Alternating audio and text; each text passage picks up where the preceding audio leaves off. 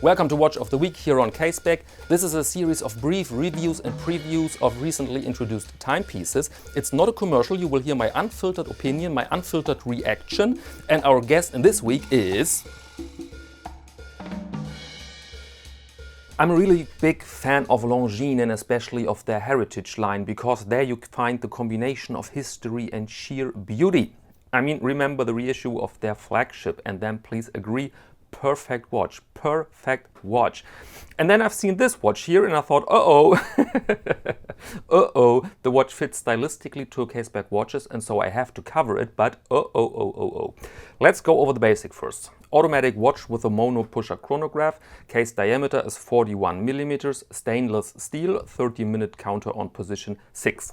Arabic numerals with superluminova, rhodium plated hands, waterproof up to 30 meters, sapphire crystal with anti-reflective coating, brown alligator strap, and this at a price of 3,340 euros or 3,870 US dollars, which is higher than the usual prices of Longines, but I think we have here some more expensive ingredients, keyword rhodium, keyword monopusher chronograph, so I think this is the explanation behind it. And the role model for this watch is, and that aspect I always loved in case of Longines, the role model is an actual watch from 1935, which was ordered back then by the US Air Force. And the first aspect we have to discuss is the angled construction. As you can see, the watch is kind of crooked. The position of the lugs are very unusual, and the historic reason for this is legibility.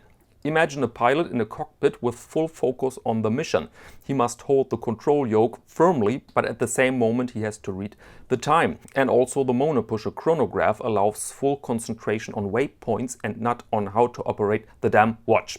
And it happens to be that the number of 1930 pilots nowadays is limited. So the actual use of this angled watch is questionable. And on a watch forum somebody called the watch the perfect mixture of insanity and uselessness. But the same you could say about every luxury diver, every so-called expedition or field watch with a 4-digit price tag. And it happens to be also that these watches are often fun, beautiful, interesting, worth conversations, thought, efforts, and so on. And so let's be fair and let's focus on the elements of this timepiece.